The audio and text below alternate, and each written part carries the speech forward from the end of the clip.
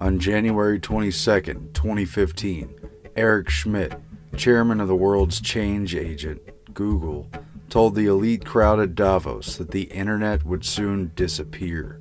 The internet there'll be so many IP addresses because of IPv6, so many devices, sensors, things that you're wearing, things that you're interacting with, that you won't even sense it. It'll be part of your presence all the time. It'll be part of your presence all the time. It'll be part of your presence all the time.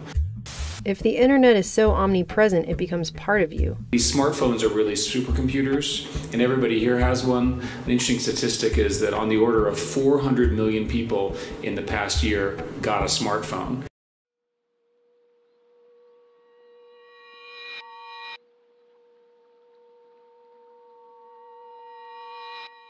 If we're all online, all connected, all the time, 24/7. Thank you, good night. Is this all iPhone lights over here? It used to be lighters. But now it's iPhone flashlights lighting up the night. Wow. Those are all iPhones. I've never seen so many supercomputers in one place before. I feel like Ray Kurzweil would be proud. I know Eric Schmidt is. If you can no longer discern where it ends and you begin.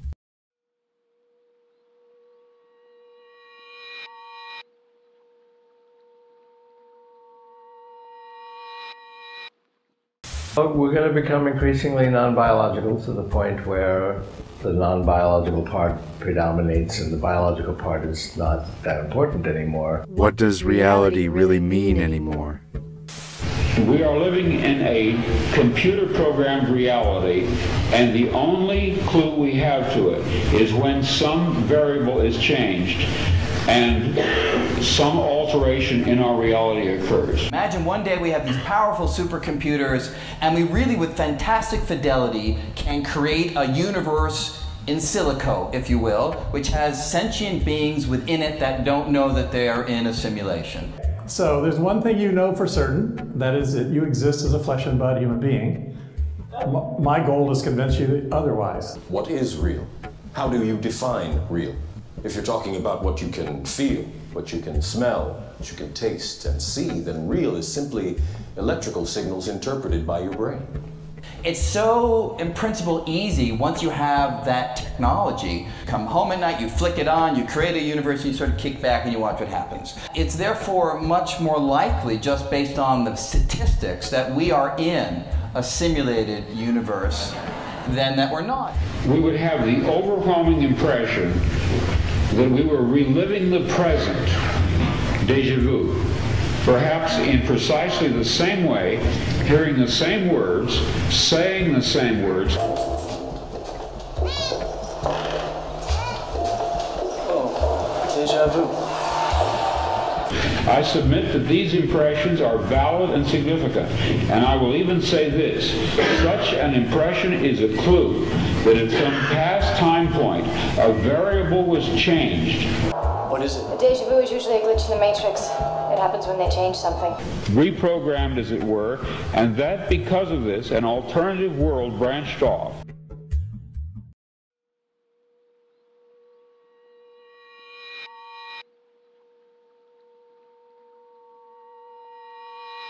We're in a phase where our lives more and more are beginning to take place in a virtual reality.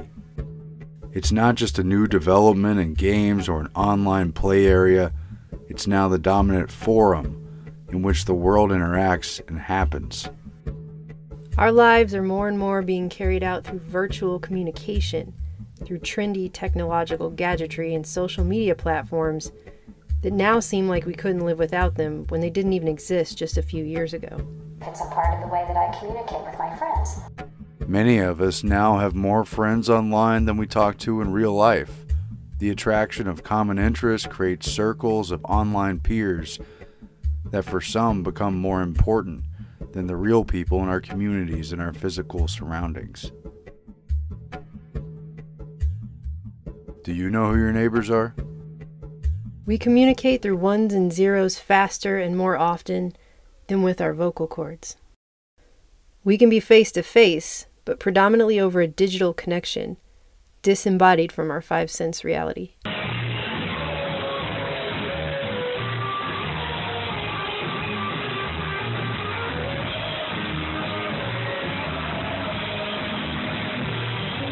The other day, I saw a woman in a parking lot. She was almost hit by a car, or could have easily been. She was staring at her phone, and the interesting thing is she was looking someone eye to eye. She was doing a FaceTime type of video Skype with what looked like probably her daughter, a little girl. And here was a mother and child having an intimate moment over a digital connection, a wonderful technological thing.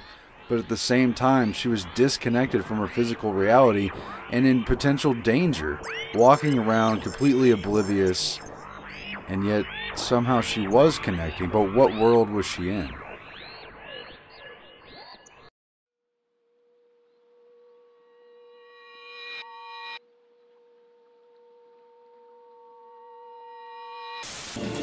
I'm not sure. I'm not sure here, where we are, is real at all. This feels like a game to me. Sweet. Our lives are being turned into an endless string of data to be tracked, traced, collected, and analyzed without ever looking the person doing it in the eyes. I just don't think we're getting watched enough in this society. I definitely think at every stoplight we need to have multiple cameras and a searchlight, megaphone-looking searchlight thing. If it's even a person. We're all online. Everything we're doing is being tracked in one way or the other. Many people don't know that their phones, by virtue of the E911 law, report their location. And you can't turn it off, by the way. Extensive information gathering on every American.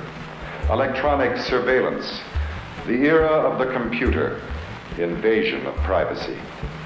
Growing government and corporate power over our lives. A people plagued by dehumanization, loneliness, and violence. We're losing so many of our freedoms as we redefine our identities and sense of self. Who we really are, and why we're really here. New developments in machine intelligence will make us far, far smarter as a result. It'll become more and more realistic. Go out 10 years, it's going to be just about as realistic as real reality. Go out 20 years, 25 years, these nanobots, these blood cell-sized devices will be going in our bodies. We'll have some go inside our brains through the capillaries, non-invasively. They'll be interacting with our biological neurons. They'll put our brains on the internet, and they'll also enable us to enter a virtual reality environment from within the nervous system. So if I want to go in a virtual reality environment, the nanobots will shut down the signals coming from my real eyes and my real skin and create the signals that would be appropriate for the virtual environment. And then it'll feel like I'm in that environment.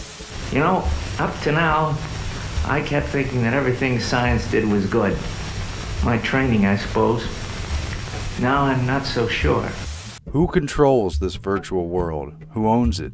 Are we our own selves? Are we free?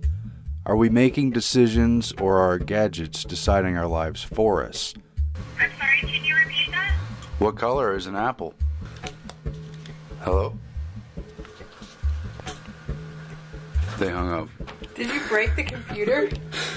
Wow, that was better than Blade Runner. Because more and more, it's not even a person. It's a surrogate. And his name is Mr. Machine. What's wrong? Nothing real. I just feel that I need something stronger.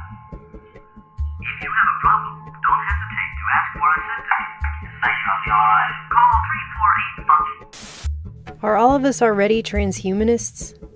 By definition, it's a moving target. We're in transition, but to where? To what?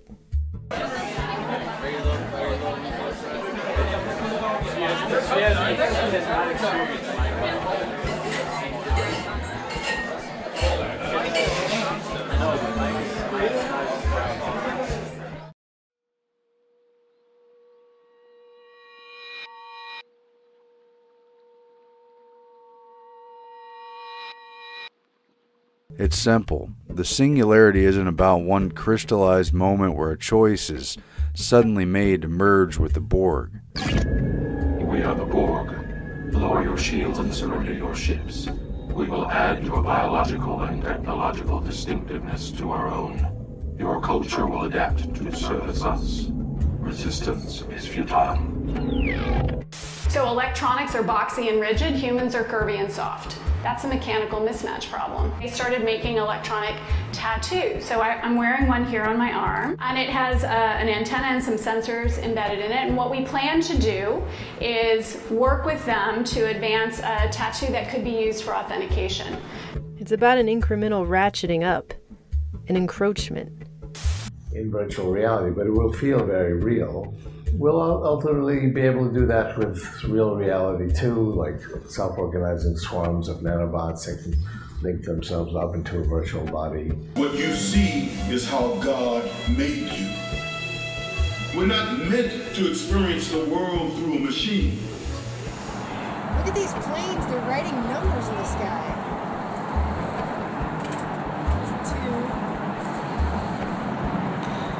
Is this like a secret combination? 5. Wow, that's crazy. Not just on your basic sense of privacy or how you interact with one another in the world as you know it, but an encroachment on you. Now, it may be true that 10 to 20-year-olds don't want to wear a watch on their wrist, but you can be sure that they'll be far more interested in wearing an electronic tattoo, if only to piss off their parents.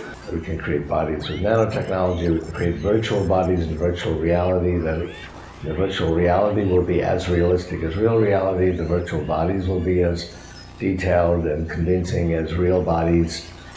As virtual reality becomes more realistic, what will become of reality? What is reality? No, you don't have to show me. Hey, tell me the truth. Are we still in the game?